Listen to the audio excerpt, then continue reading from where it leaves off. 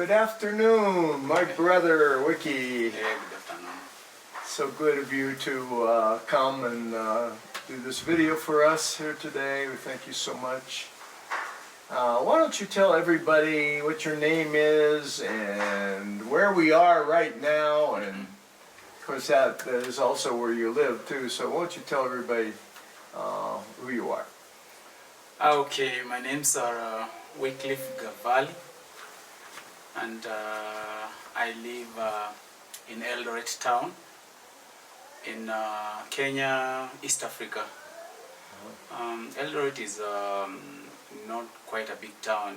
It's a population of about 500,000, and this is my home. This is where I have made home. Yeah, and this is where I live. Yes. We met for the first time about 3 months ago. Yes. And I had the opportunity to sit down with you and talk privately, and you told me your story, and Yes. I was very, very captured by your story. Yes. And by your personality. You know, you're a very humble man, but you're so very talented in so many ways too. So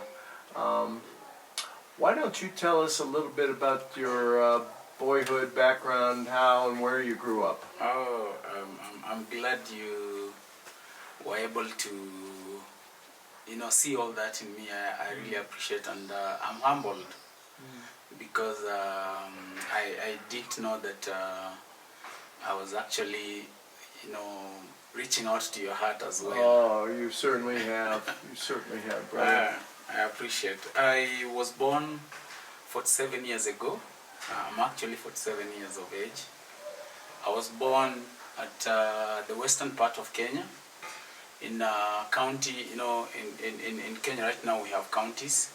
So I was born in a county called Vihiga. I was born to my dad and mom, but unfortunately they separated, they could not live together. So I was raised by my stepmother. It is not very easy for a child to be raised in second hands or in that kind of setup. But I grew up anyway. It wasn't easy. Yeah, many challenges were there. But I chose to grow and be where I am today. And I thank God because my upbringing raised, or actually equipped me with equipped me to be who I am today, to understand trouble, challenges, difficulties. When so many people say that in many African homes, there are so many homes where people survive on $1 per day. Pastor John, it is the truth. It is the reality. It's true. It actually happens. So you experienced where you grew up in a home that survived on $1 a day? Yes. Or sometimes lesser than that, or sometimes where there isn't actually nothing. But we grew up anyway. So you're saying that it helped make you stronger? Yes, it did. Yes. Yes, it did. So because the reason why I look at it that way, it is what it has made me to be today, and given me an opportunity to reach out to other young people who may have, or who are in hard times like I was. If I had grown up in plenty, probably I would not have, spent my little earned Kenya shillings to help another child who is in need. So I think it was God raising a personality or a character in me, well knowing that many years to come, he would use it to help young men and women to have some hope.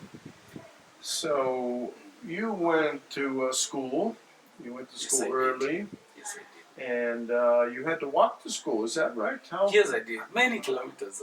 One thing that I haven't mentioned is that I put on shoes for the first time when I was 16 years of age. That was the first time. Your first pair of shoes was when you were Yes. 16 years of Yes. age. Yes. That was. What was that like? It was strange. I kept looking at my feet just to I really rejoiced. Couldn't believe it. And yeah, and they were actually borrowed shoes. Oh, We that's had that to one. ask someone to give me that pair of shoes so that I could go to high school in shoes. So this has given you a great deal of compassion for young boys who don't Definitely. have very much, huh? Definitely. I want to grow myself again in them, to reproduce. You know, I want to grow again through them. Yeah, that is what motivates me.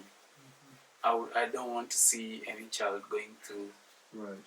what I went through. We're going to get into what you were doing with, particularly with young boys and girls now, but I would like to get into a little bit more about vocationally.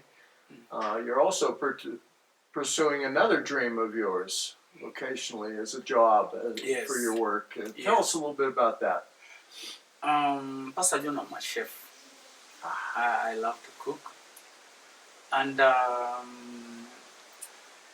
I know that okay, someone gave me an opportunity to be trained as a chef, and I gladly took the opportunity and got myself trained, and it's something that I love to do. Let me tell you something about it. My upbringing did not give me an opportunity to be appreciated. I felt like I suffered a lot of lack of self-esteem, self-acceptance, and all that because of how I looked. You can imagine a 15-year-old boy, with no shoes on.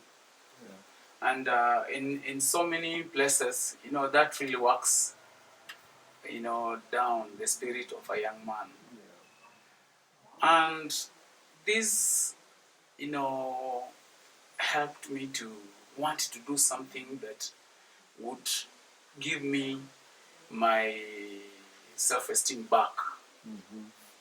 And I knew for sure if I was to become a chef, I would do a good job. And if I did a good job, someone would appreciate it. And that is what, for sure, propels me to be a nice chef. Yes. Yes. So And, you were making people happy. Yes, And weddings. I'm sure they're expressing that in many Yes, ways yes. through your work. Yes. And sometimes, Pastor John, it is not even about the money. Right. It is just about the appreciation that builds me up, Yeah. helps me to recover, rediscover, and re-accept myself. Yeah. Such things keeps me going. Mm-hmm. Yes. And so I'm a chef, and I love to cook. I have cooked in very serious weddings. I love to do burgers, of course. I love to do some very nice French fries. I love to do African food, American food sometimes. Yes, and gives me back, myself. The little boy in me becomes very happy. Well, I have certainly. Let me add something, Pastor. Yes. I have also trained many young men who have become chefs. I have. Yes. One of these fine days when you have time, I'll call all of them and introduce them to you. They are in various places. Some of them have begun their small hustles. They are cooking in different places. And it makes me very glad. It makes me feel like that is the life that keeps me going. Well, I remember when we came here back 3 months ago that you were the host and provided the banquet for us. It was just wonderful, just tremendous. Thank you. Not just the food, which was wonderful, but the smiles. Everybody seemed to love so much what they were doing and serving. So I know that comes from you. Definitely. And first of all, thank you for that opportunity to have served during the training. It was an honor. We really, really appreciated it because it gave me an opportunity to serve, to showcase our skills to some serious white men. Yeah. If they enjoyed African food, we are very pleased. And we really encouraged us. My team was very happy, and they keep asking me about you. Anyway, it brought us together. It helped bring us together. Very grateful for that. Nice. It was very nice. Let me move to a different subject here. Let me move to the subject of your Christian faith.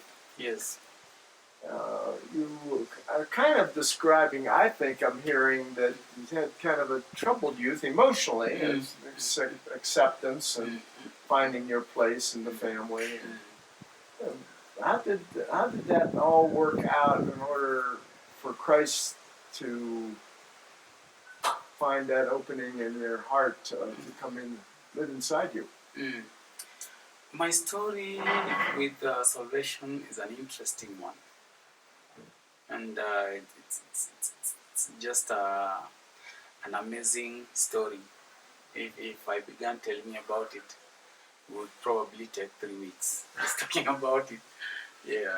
Someone reached out to me when I was just a teenager and spoke to me about Jesus, and I declined because, like I'm telling you, I had issues of my own. I had been sick. Yes, I had some serious attacks, some serious ulcer attacks, and at that time I had just gone through an operation, endoscopic operation, to try and take care of my stomach. And I was a bitter young man. Why all this? And some young men reached out to me and they told me about Jesus. I said, no way. Actually, in this very town, Eldoret town. And at that time, I was living with my dad, and we disagreed at some point, and I had to leave this town, and I went to live in the capital city, Nairobi. And another person reached out to me and talked to me about Jesus. And I accepted. I said, wow, the same church, the same people, talking to me about the same man, Jesus Christ. And I said, I'd rather listen this time and get to learn what Jesus wants me to learn. Many years later, I came to learn that my upbringing and the kind of life I lived was actually a training, was actually a preparation, because I was going to meet the same people, the same young men who were living in modern day trouble, challenges, drugs, drug abuse, unprepared for pregnancies, crime, criminal gangs. Even here we have criminal gangs, being formed by the youth. So, I appreciate that I got to know about Jesus.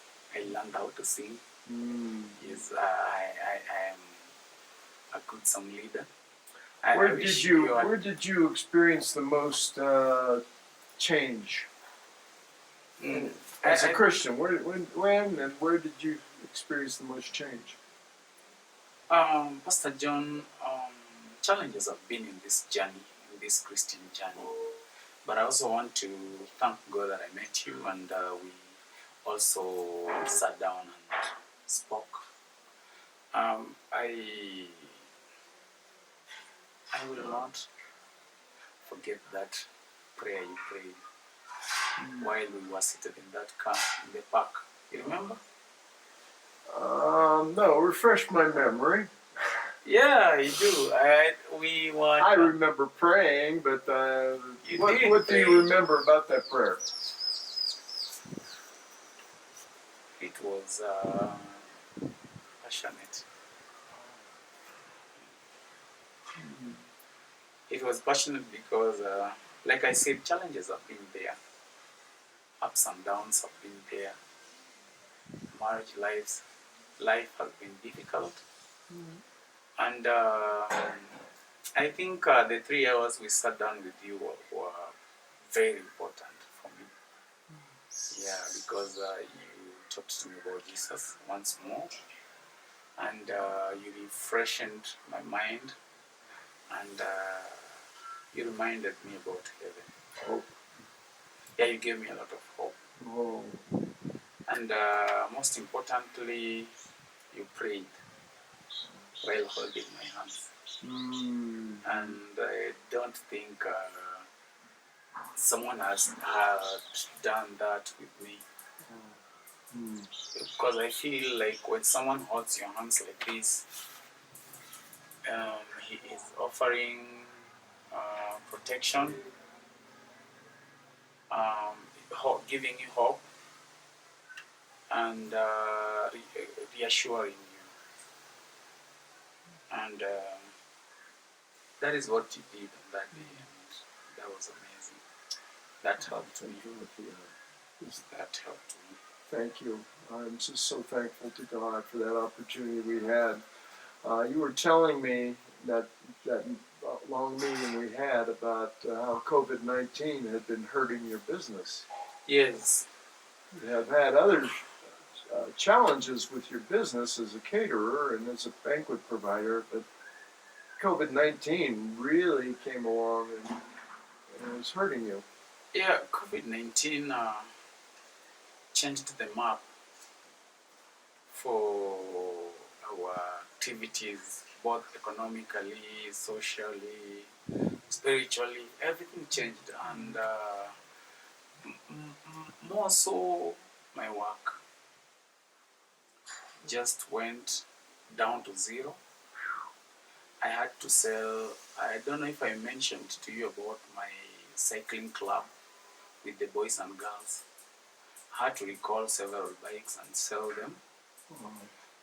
Actually on throwaway prices, because I needed to raise money very quickly and put up a shanty because I could no longer pay my rent. Yes, and you were telling me that you had to let some of your dear workers go. Yes.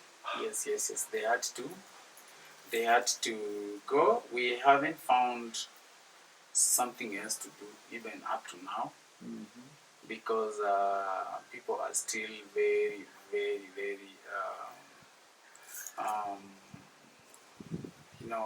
skeptical about if they are going to do activities or not. Right. The virus is still here.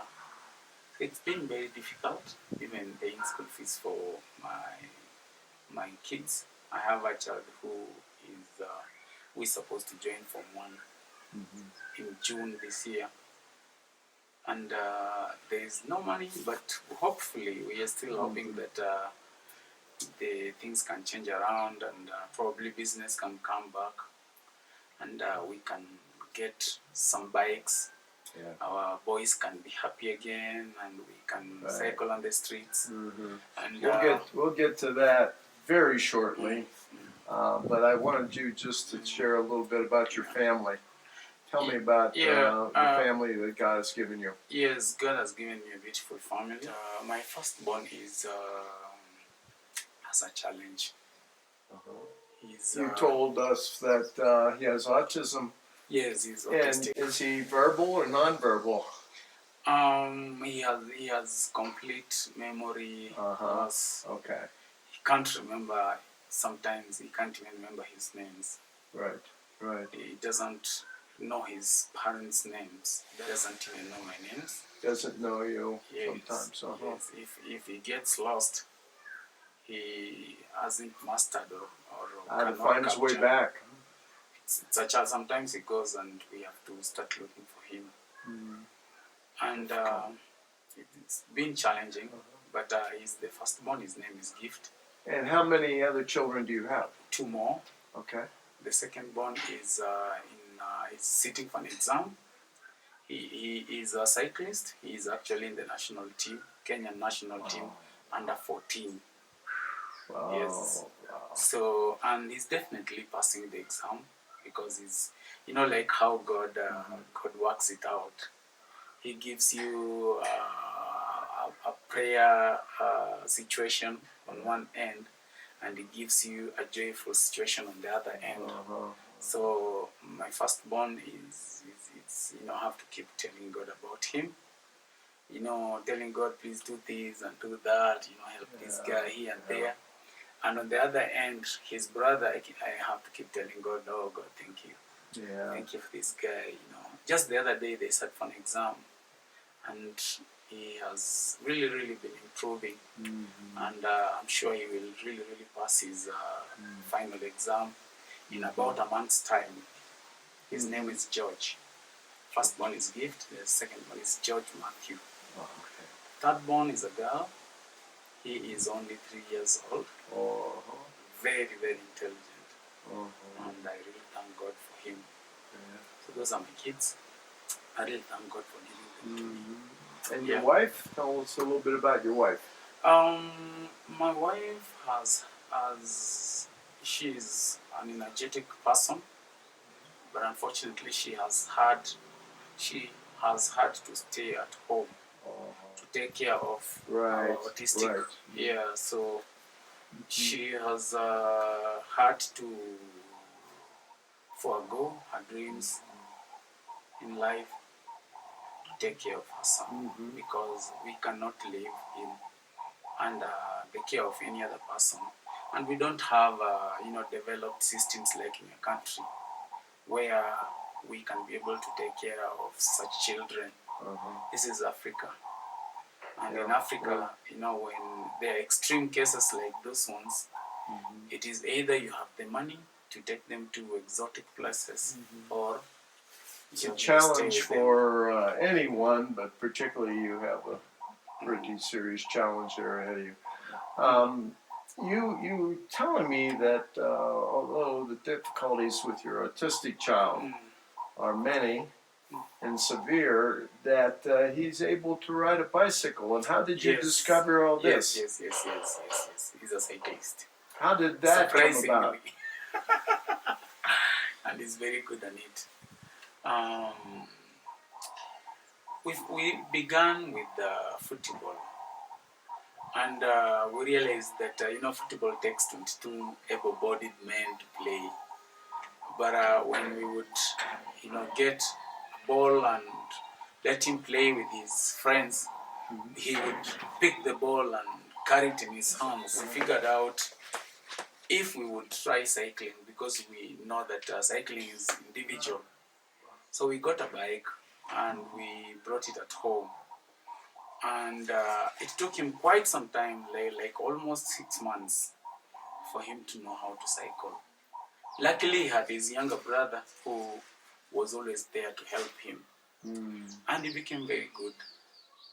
Yes, he's a cyclist. Still? Yes. Though sometimes he may not know the rules, you have to cycle with him, because sometimes, occasionally, he takes the bike and, disappears without you noticing, and you would find him, riding on the wrong side of the road.